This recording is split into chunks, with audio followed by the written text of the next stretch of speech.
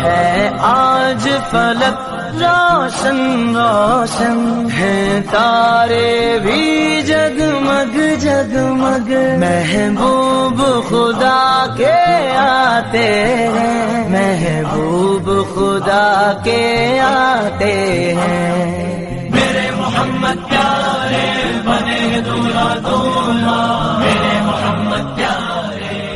بنے۔ مدینے سے 6 لوگ آئے، انہوں نے آپ صلی اللہ علیہ وسلم کے سامنے اپنا تعارف کروایا، تعارف کرا کر جو ہے وہ رسول اللہ صلی اللہ علیہ وسلم پر ایمان لائے۔ اب مدینے میں اوس اور خزرج کے درمیان جو 2 قبیلے تھے ان کے درمیان جنگ ہو رہی تھی، تو 2 اس میں سے اس جنگ کی لپٹ میں آ کر جو ہے شہید ہو گئے۔ وہ 2 قبائل کے درمیان جو جنگ ہو رہی تھی،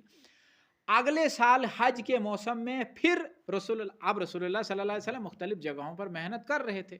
تو کچھ اسی اسنا میں کچھ لوگ اس طرف نکل گئے، حبشہ کی طرف ہجرت کر گئے، لیکن یہ اللہ تبارک و تعالیٰ کی طرف سے فرض ہجرت نہیں تھی، میں نے پہلے بھی آپ کو کہا تھا۔ اب کیا ہوا کہ اب اگلے سال جو ہے 12 لوگ تشریف لائے۔ جب 12 لوگ مدینے سے آئے تو آپ صلی اللہ علیہ وسلم نے بیعت عقبہ اولا جو ہے ان سے لی، پہلی بیعت ان سے جب بیعت لی رسول اللہ صلی اللہ علیہ وسلم نے، تو باضابطہ آپ صلی اللہ علیہ وسلم نے ان سے بیعت لی، ہم آپ پر ایمان لاتے ہیں۔ انہوں نے اس کا اقرار کیا، آپ کو اللہ کا رسول مانتے ہیں، ہم چوری نہیں کریں گے، ہم زنا نہیں کریں گے، ہم رزق کے خوف سے، رزق کی کمی کے خوف سے اپنی اہل و عیال کو قتل، اپنی اولاد کو قتل نہیں کریں گے، وغیرہ وغیرہ۔ یہ جو جتنی بھی ہیں گناہ کبیرہ سے بچیں گے، کبائر سے بچیں گے، یہ ساری چیزیں جو ہے رسول اللہ صلی اللہ علیہ وسلم نے ان سے بیعت لی، اور پھر وہ جو ہے واپس چلے گئے۔ اگلے سال جب حج کا موسم آیا تو پھر اور لوگ آئے۔ اب اس کی ترتیب یہ رہی کہ یہ بیعت کرنے والے لوگ 73 مرد اور 2 عورتیں تھیں جو مدینے سے آئے تھے۔ آدھی رات کو ایک وادی میں ملاقات طے ہوئی، چپکے سے سارے نکل گئے، 73 کے 73 مرد اور 2 عورتیں وہاں پہنچ گئی۔ جب وہ وہاں پہنچ گئے تو اب جو ہے، حالانکہ حضور صلی اللہ علیہ وسلم کے چچا عباس اس وقت تک اسلام نہیں لائے تھے، لیکن معاملے کی نزاکت کو سمجھتے ہوئے، چونکہ رسول اللہ صلی اللہ علیہ وسلم ان کے بھتیجے تھے، اس لیے یہ ان کو انصار مدینہ کو سمجھانے کے لیے وہ وہاں تشریف لے گئے۔ اور بات کا آغاز حضرت عباس بعد میں جو اسلام لائے، تو انہوں نے بات کا آغاز ہی اسی سے کیا کہ اے مدینہ والے، اس وقت تک جو ہے قبیلہ اوس ہی کہا جاتا تھا باہر، مدینے سے باہر انہوں نے کہا اے قبیلہ خزرج ہی کہا جاتا، اوس کا قبیلہ تھوڑا چھوٹا تھا ان سے، اے خزرج والو، کیا تمہیں احساس ہے کہ تم یہ کیا کر رہے ہو؟ تم میرے بھتیجے کو اپنے پاس لے کر پورے مکہ کی اور آس پاس کے سارے مشرکوں کی دشمنی جو ہے وہ مول لے رہے ہو۔ یاد رکھو، اگر تم اس کی طاقت رکھتے ہو کہ تم سارے اسلام کے سارے دشمنوں سے، میرے بھتیجے کے سارے دشمنوں سے ٹکر لو گے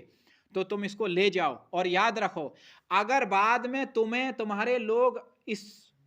پورے مارکے میں قتل ہوگے، پھر تم میرے بھتیجے کو بیار و مددگار چھوڑ دو، تو میں ابھی تم سے کہتا ہوں کہ آج ہی چھوڑ دو،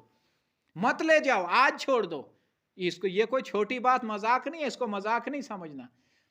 تو اگر تم بعد میں چھوڑنا چاہتے ہو تو آج ہی چھوڑ دو۔ بہرحال اوس اور خزرج کے دونوں قبائل سے 2 لوگ باری باری سے اٹھے، انہوں نے کہا ہم اس معاملے کی نزاکت کو سمجھتے ہیں، ہم سمجھتے ہیں کہ یہ معاملہ جو ہے یہ بہت نازک معاملہ ہے، لیکن ہم اس کے لیے تیار ہیں، لیکن ہماری طرف سے یا رسول اللہ صلی اللہ علیہ وسلم ایک شرط ہے، وہ یہ ہے کہ کہیں ایسا نہ ہو کہ آپ جب مدینے میں تشریف لائیں، ہم لڑیں گے آپ کے دشمنوں سے، آپ کو اللہ غالب کر دے، ان پر، مکے والوں پر غالب کر دے، کہیں آپ پھر واپس اپنے اہل و عیال اور مکے کی طرف پلٹ نہ آؤ، یہ آپ کو بھی وعدہ کرنا ہے ہم سے۔ تو رسول اللہ صلی اللہ علیہ وسلم نے فرمایا اے انصار مدینہ، میں اللہ کا رسول ہوں، میں اللہ کا رسول ہوں، ہم جب ایک جگہ سے ہجرت کر جاتے ہیں پھر اس کو اپنے ملک کے اندر شامل تو کرتے خطے کو، لیکن واپس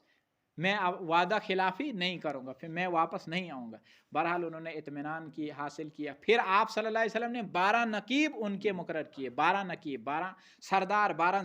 ذمہ دار ان کے مقرر کیے اس قبیلے کے، انصار مدینہ کے، جس میں جو ہے 9 قبیلہ خزرج سے تھے اور 3 قبیلہ اوس سے تھے جن کو ذمہ دار مقرر کیا نقیب. اور آج دیکھیں، آج ڈاکٹر اسرار رحمۃ اللہ علیہ کا ابھی مجھے یاد آیا کہ ان کی پیشن گوئیاں جو عالمی سطح پر ہو رہی تھی، خاص کر فلسطین کے متعلق، اسرائیل سے متعلق، عرب و عجم سے متعلق، ایک ایک کر کے پیشن گوئی پوری ہو رہی ہے کہ نہیں ہو رہی ہے؟ پوری ہو رہی ہے. اور پھر دیکھیے کہ انہوں نے جو اپنی ایک تنظیم بنائی ہے، تنظیم اسلامی، یہ جو بیعت کا میں نے ابھی آپ کو بتایا نا، اسی بیعت کی بنیاد پر اس تنظیم میں شامل لوگ ہوتے ہیں. جب کوئی نیا اس میں آتا ہے تو بیعت کی بنیاد پر ہی اس پہ آتا ہے. کوئی فارم بھر کر ممبرشپ نہیں ہوتی ہے،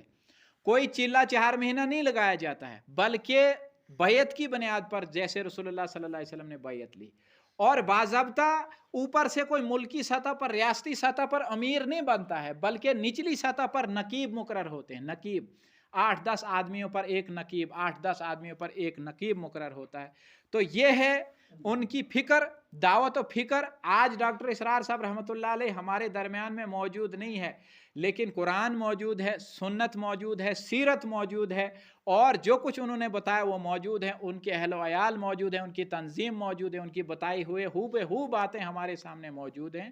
اور ہمارے لیے